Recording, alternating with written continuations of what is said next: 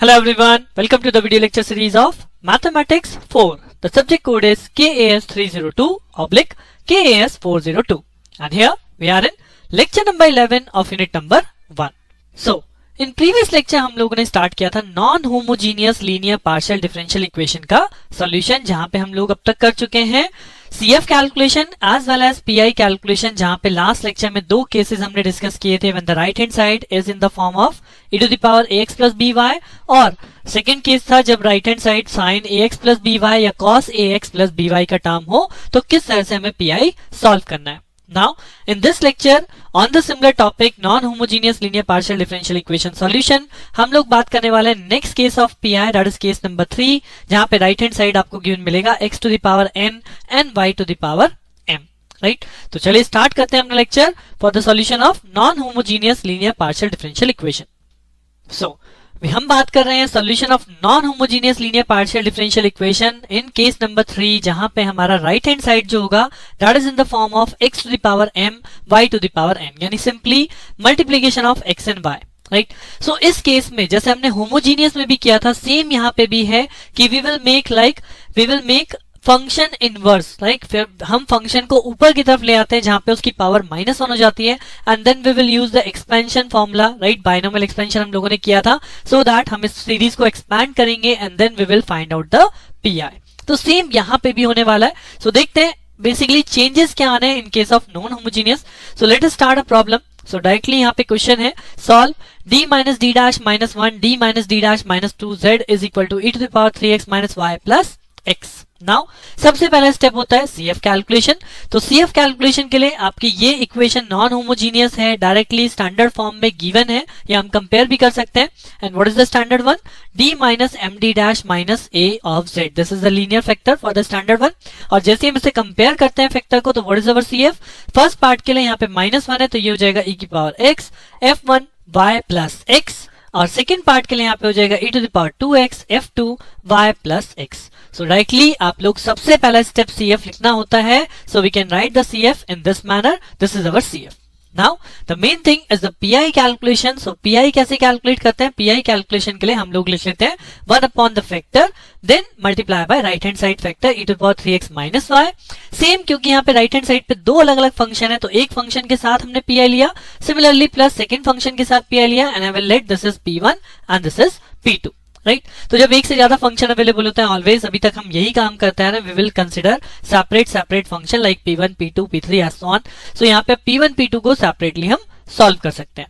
सो अब अगर मैं बात करूं सबसे पहले P1 के लिए, so now you can easily recognise कि यहाँ पे कौन सा PI केस बन रहा है. अगर आप देखोगे राइट हैंड साइड जो फंक्शन है this is e to the power 3x minus y, that is nothing but e to the power ax plus by case, right. और ये केस हमने ऑलरेडी लास्ट लेक्चर में किया है. तो इस केस में हम क्या करते हैं जी, हम लेट करते हैं u is equal to ax plus by. तो यहाँ पे मैं लेट करूंगा as per the question u is equal to 3x minus y, और u is equal to 3x minus y का मतलब है कि a की जगह 3 है तो d is replace by 3 and d dash is replace by -1, right. So ये दोनों वैल्यू अगर मैं यहाँ रिप्लेस करूं तो ये वैल्यू हो जाएगी 1 अपॉन d की जगह 3, d डैश की जगह -1 तो माइनस क्या हो जाएगा +1 माइनस ऑफ 1, देन d की जगह 3, यहाँ पे भी d डैश की जगह -1 तो ये भी +1 हो जाएगा -2 and this become e to the power u. और इसे कितने टाइम इंटीग्रेट करूंगा? जी हाँ, इस इक्वेशन का जो ऑर्डर बनेगा highest order that is d square, तो ये आपका 2 टाइम्स इंटीग्रेशन होगा du एंड du, राइट. आप इसे सॉल्व कर लीजिए तो 4 - 1 दिस इज 3, 4 - 2 दिस इज 2, तो ये हो गया 1/6. e to the power u को आप डबल टाइम ट्रिपल टाइम कितनी बार इंटीग्रेट करेंगे that is always e to the power u, तो ये हो जाएगा e to the power u, और u को आप वापस से प्लेस कर दीजिए तो ये हो गया 1/6 e to the power 3x minus y, the PI for this particular first part. Now similarly मुझे कैलकुलेट करना है द सेकंड पार्ट PI, यानी कि इस पार्ट के लिए कैसे कैलकुलेशन करेंगे. तो लेट अस थिंक. सो ये हमने यहाँ पे लिख लिया. Now P2 is equal to 1 upon the given equation in factorise form into x, right.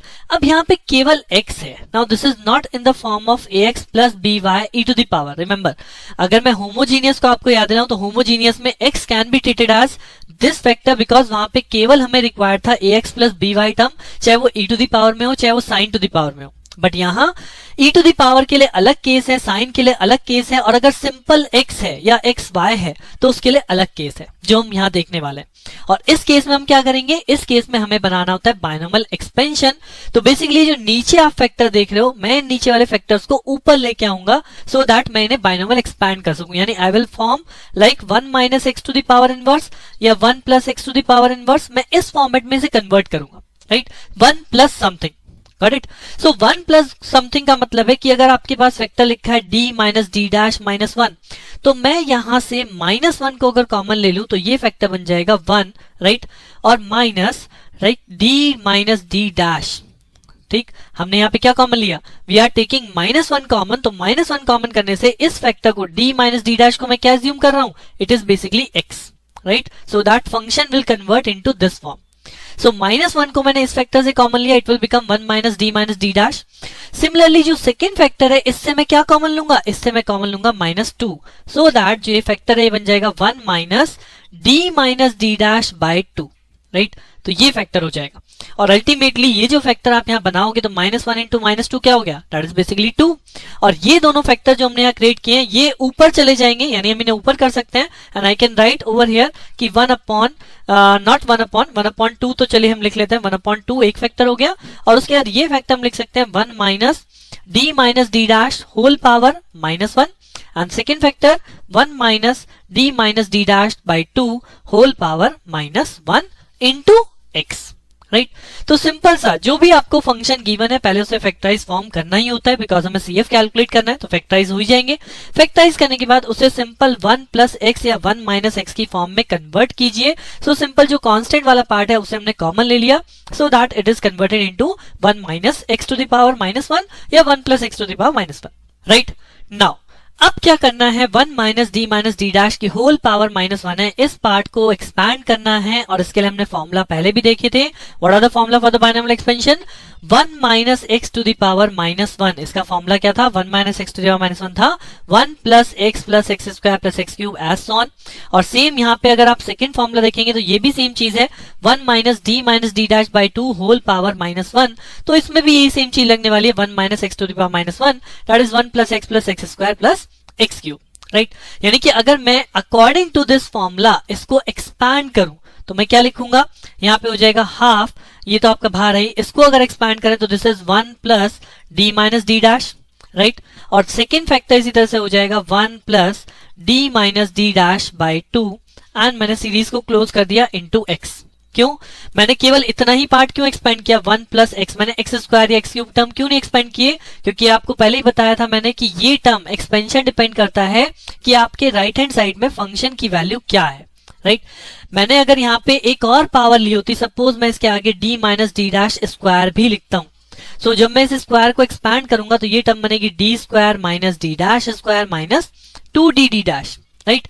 और जब ये टर्म अल्टीमेटली मल्टीप्लाई तो x से होनी है ना, तो x से मल्टीप्लाई होने का मतलब क्या है, डी स्क्वायर इंटू एक्स, यानी डी स्क्वायर क्या है, डेल ओवर डेल एक्स, यानी del square over del X square of x, यानी x को x के रेस्पेक्ट में डबल डिफरेंशिएट करना, तो सिंगल टाइम डिफरेंशिएट करेंगे वी गॉट 1, और डबल टाइम डिफरेंशिएट करेंगे we got 0।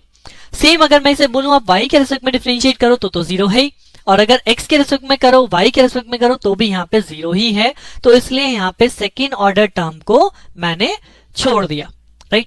But second order term में कब लेके आता, for an example if you have this is X square, अगर यहाँ पे एक्स स्क्वायर टर्म होती, ये एक्स स्क्वायर होता, then I will naturally consider this D minus D dash square, why, because उस केस में इस डी स्क्वायर की मल्टीप्लाई होने पे भी मुझे रिजल्ट मिलेगा, because first differentiation gives me 2x and the second differentiation gives me 2, right. So depends on this function, हमें यहाँ पे इस एक्सपेंशन को करना होता है। अभी फिलहाल अगर मैं इस क्वेश्चन के लिए बात करूं, so for this question as per the formula we will expand like this कि 1 plus d minus d dash and this is 1 plus d minus d dash by 2, right। now अब ये दोनों फैक्टर मल्टीप्लाई होंगे, क्योंकि पहले ये दोनों multiply होने हैं, उसके बाद ही x का मल्टीप्लिकेशन आएगा। सो अगर मैं इसको मल्टीप्लाई करूं तो क्या मल्टीप्लिकेशन आएगा, 1 से आपने यहाँ पे मल्टीप्लाई करी, 1 into 1 1, उसके बाद 1 की मल्टीप्लाई इसमें जाएगी तो ये हो जाएगा d by 2 एक फैक्टर, और एक फैक्टर हो जाएगा d dash by 2, then d plus d dash is multiplied by 1, तो ये नेक्स्ट फैक्टर हो जाएगा d minus d dash, and then d minus d dash is multiplied by this term. तो जब हम इन दोनों टर्म को मल्टीप्लाई करेंगे तो क्या टर्म बनेगी, आप देख सकते हो d into d, that become d square, then d into d dash, तो ये हो जाएगा minus of d dash, then minus d dash into d, that is again minus d dash into d, and minus d dash into minus d dash, that is plus d dash square, और इन सभी के upon में by 2 रहेगा, right. तो ये आपकी cross factor से multiply हो गई, ये दोनों फैक्टर मल्टीप्लाई होके इस टर्म में एक्सपेंड हो गए, इनटू x है। और जैसे कि मैंने पहले बोला था, मुझे ये मल्टीप्लाई टर्म शो करने की जरूरत नहीं थी, y। क्या आप सोच पा रहे हैं रीजन? बिल्कुल, अब तक आपने सोच लिया होगा कि इसमें सारी टर्म क्या हो रही है, सेकेंड ऑर्डर टर्म हो रही है। जब अब ये x से मल्टीप्लाई होंगी तो d square with respect to x 0 हो जाएगा, d डैश है यहाँ पे, यानी यहाँ तो केवल x है, y है ही नहीं, तो मैं y के रिस्पेक्ट में जब इस टर्म को डिफरेंशिएट करूंगा आई विल गेट 0, y के रिस्पेक्ट में करूंगा आई विल गेट 0, y के रिस्पेक्ट में करूंगा आई विल गेट 0। तो यानी कि आप इस टर्म को मल्टीप्लाई करें चाहे ना करें, इसका आंसर 0 ही आने वाला है। बट अब फर्दर जो बाकी टर्म्स हैं, जब वो x से मल्टीप्लाई होंगी तो मुझे क्या मिलेगा, यहाँ पे 1 इंटू x होगा, आई will gate x over here, right. उसके बाद d बाई 2 है, यानी single time differentiation of this x, तो ये हो जाएगा 1 बाई 2। उसके बाद d डैश है, अब अगर x को y के रिस्पेक्ट में डिफरेंशिएट कर रहा हूं दैट इज 0, राइट। उसके बाद d है, यानी कि डेल ओवर डेल x है, तो डेल ओवर डेल x यानी x को x के रिस्पेक्ट में डिफरेंशिएट किया, we get 1, and then d dash है, again we get 0, right. So after this we get x plus half यानी कि x प्लस 3 बाई 2, और इसके बाहर आपका 1 बाई 2 है। तो this is the required PI for this part, right. So case आपको पहचानने हैं, केस कौन सा है उसी के अकॉर्डिंग PI कैलकुलेट होता है। So in this question first part हमने PI कैलकुलेट किया था, जिसका रिजल्ट था 1/6 e to the power 3x minus y, simple case number 1। और ये आपका केस नंबर 3 है, जहां पे हमें एक्सपेंशन यूज करना है। तो एक्सपेंशन यूज करके जो हमें सॉल्यूशन मिला that is half x plus 3/2। तो अगर मैं दोनों को एड ऑन कर दूं, यानी p1 प्लस p2 था ना हमारा, सो अगर p1 प्लस p2 करेंगे तो what is the complete PI, this is 1/6 e to the power 3x minus y plus 1/2 x plus 3/2, and then we have to write the complete solution that is given by CF part plus PI part. This is very important step. इसको लिखना मत भूल जाइएगा, मैं हर lecture में almost हर time ये line repeat कर रहा हूँ, right, because it is very very important. So this is the complete solution. Similarly एक और क्वेश्चन देखते हैं, सो दैट आपकी प्रैक्टिस भी हो जाएगी। नेक्स्ट क्वेश्चन है on your screen, that is d into d plus d dash minus 1 into d plus 3d dash minus 2z is equal to x square minus 4xy plus 2y square. Now you can clearly say this is x square, this is y square, this is xy term. तो ये case number 3 का right hand side given है, ना तो e to the power है और ना ही sign का कोई फंक्शन है, डायरेक्टली xy का फंक्शन है, राइट। बट PI पे जाने से पहले we have to write CF, और CF के लिए यहाँ पे डायरेक्ट फैक्टर गिवन है, तो आई होप आप CF फंक्शन लिख सकते हैं कि for the first one, this first one d, हम क्या फंक्शन लिखेंगे, that is f1 into y, and for the second function this one become e to the power x, because यहाँ पे -1 है, और f2 y minus x, and for the third one यहाँ पे -2 है, तो ये हो जाएगा e to the power 2x, f3, and this become y minus 3x, right. So this is the CF for this given equation. So CF done, now compute the PI। तो PI part के लिए same जैसे हम लिखते हैं 1/d, then the second factor, then the third factor in the factor form, and this is the equation, right hand side x square minus 4xy plus 2y square, right। अब same चीज है, यहाँ पे मुझे एक्सपेंशन क्रिएट करना है, तो जैसे हमने लास्ट क्वेश्चन में किया है, इस 1/d से कोई प्रॉब्लम नहीं है, लेकिन इस फंक्शन को मुझे ऊपर लेके जाना है, तो मैं यहाँ पे क्या कॉमन लूंगा, जी हाँ, मैं यहाँ पे कॉमन लूंगा -1, so that this factor becomes like that 1 minus d plus d dash, right? And similarly from this factor we will take common -2, so that this factor become 1 minus d plus 3d dash by 2, and then these two factor हम ऊपर ले जाएंगे, so that इनकी power क्या हो जाएगी, -1, right. So ultimately अगर मैं यहाँ के बाद का स्टेप आपको शो करूं तो आप डायरेक्टली भी लिख सकते हो, दैट इज 1/2d, -1 और -2 जो कॉमन लिया मल्टीप्लाई होकर 2 बन गया, तो this is 1/2d।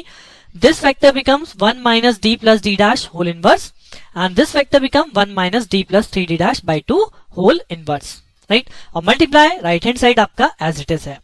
Now the same thing जो मैंने अभी आपको last question में समझाई, now we have to expand this function 1 plus x to the power, यानी 1 minus x to the power -1, and second function भी हमारा यही है 1 minus x to the power -1।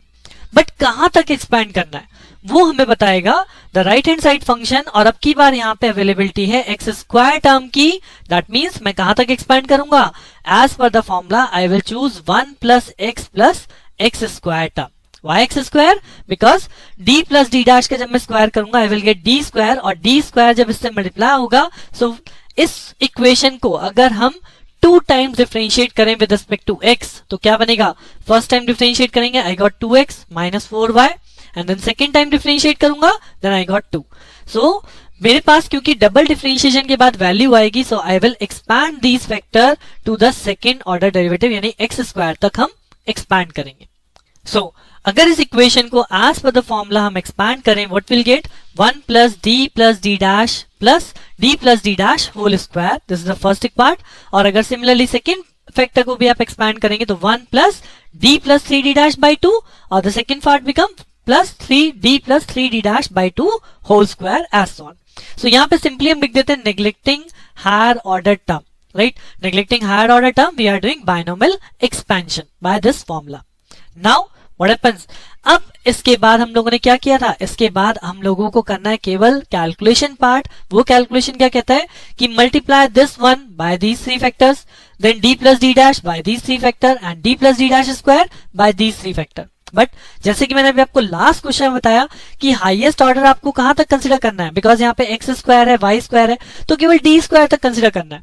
तो अब अगर मैं 1 को मल्टीप्लाई करता हूं, सपोज 1/2d तो आपका बाहर है ही, 1 को मल्टीप्लाई करूं मैं तो ये 1 भी आएगा, देन उसके बाद यहाँ पे d plus 3d dash by 2 भी बनेगा, राइट, इट इज एप्लीकेबल.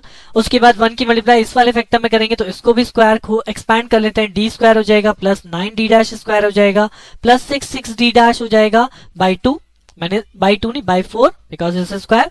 तो हमने 1 की मल्टीप्लाई कर ली. नेक्स्ट फैक्टर इसी तरह से मल्टीप्लाई करेंगे तो d plus d dash multiplied by 1, तो यहाँ पे आएगा हमारा d plus d dash, right. उसके बाद आप d प्लस d डैश की मल्टीप्लाई इस फैक्टर में करेंगे तो जब मल्टीप्लाई करेंगे ये क्या बन जाएगा, d into d that is d square plus d into 3d dash, और यहाँ पे एक dd डैश बनेगा तो ये हो जाएगा 4dd डैश, और d dash into 3d dash ये हो जाएगा plus 3d dash square divided by 2, right.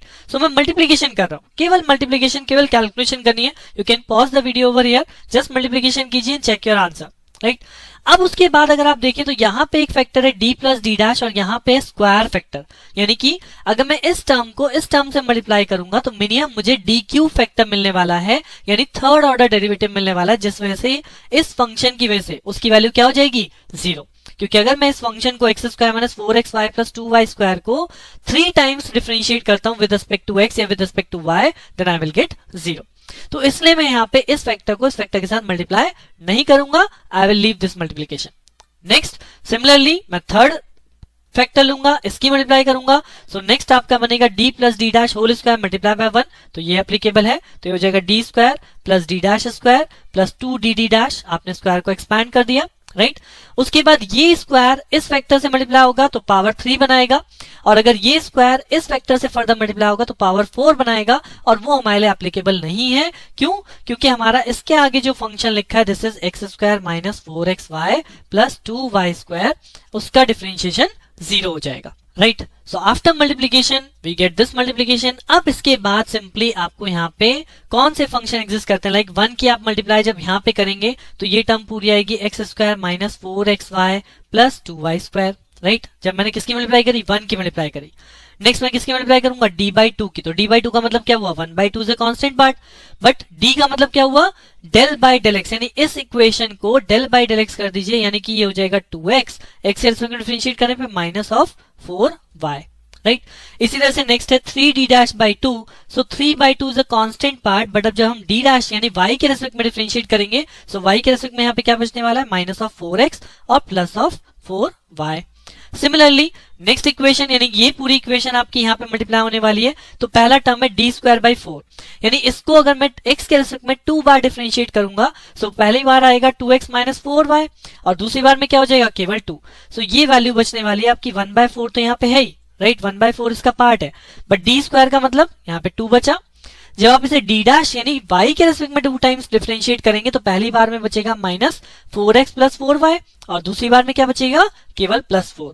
तो यानी इस वाले पार्ट का आ जाएगा 9 into 4, right, d dash square की जगह, और 6dd डैश यानी प्लस ऑफ 6dd डैश, यानी पहले इसे x के रेस्पेक्ट में किया, x के रेस्पेक्ट में किया, I got this value 2x minus 4y, और जब y के रिस्पेक्ट में किया आई गॉट -4, राइट। सिमिलरली ये आपका यहाँ पे क्लोज हो जाता है, this is 1/4 of this vector. Next है फिर d प्लस डी डैश, तो d प्लस डी डैश के मल्टीप्लाई होगी, यानी इसको x के रिस्पेक्ट में डिफरेंशिएट करना, तो ये हो जाएगा आपका 2x माइनस 4y, राइट। और d डैश यानी y के रिस्पेक्ट में डिफरेंशिएट करना, तो ये हो जाएगा आपका x स्क्वायर 0 हो जाएगा, 4xy है तो ये हो जाएगा minus of 4x plus of 4y।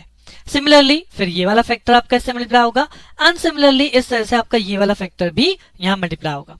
Then ये जो पूरी मल्टीप्लिकेशन यहाँ पे बनेगी, अभी 1/2d बाहर चल रहा है, हम इस पूरे मल्टीप्लिकेशन मतलब इस पूरे कैलकुलेशन को सॉल्व करेंगे, सिंप्लीफाई करेंगे। एक और तरीका भी है जो आप यहाँ पे कर सकते हो कि आप सिंपली मतलब अभी ना मल्टीप्लाई करके आप यहाँ पे इस फैक्टर्स को भी सॉल्व कर सकते हो आपस में, राइट। कि यहाँ पूरा एक एलसीएम ले लो, और जैसे ही आप यहाँ पे एलसीएम लेंगे तो आपको यहाँ पे इस तरह से सॉल्यूशन मिल जाएगा 1/2d 1 plus 3d/2 plus 5d dash by 2 plus 7d square by 4 plus 19d dash square bye 4 plus 11d dash by 2, और इसके साथ फिर इनटू में लगा होगा x square minus 4xy plus 2y square. तो जो भी आपको इजी स्टेप लगता है आप उसे चूज कर लीजिए। वैसे ये स्टेप थोड़ा ज्यादा इजी है बिकॉज यहीं पे आप d वाले टर्म एक साथ कर दिए, d डैश वाले टर्म एक साथ कर दिए, d स्क्वायर वाले टर्म एक साथ, d डैश स्क्वायर वाले टर्म एक साथ और d डैश वाले टर्म एक साथ, राइट। अब मैं इसे सिंपली डिफरेंशिएट कर सकता हूं कि 1 का मतलब x square minus 4xy plus 2y square as it is, तो ये रहा x square minus 4x square 4xy plus 2y square. उसके बाद 3/2 इज अ कांस्टेंट टर्म, इसको हम x के रिस्पेक्ट में डिफरेंशिएट करेंगे, so we will get the terms. Similarly सारी टर्म्स आपको सॉल्व आउट करनी है और ये आपको फाइनल आंसर पहुंचना है कि this is 1/2d into this value.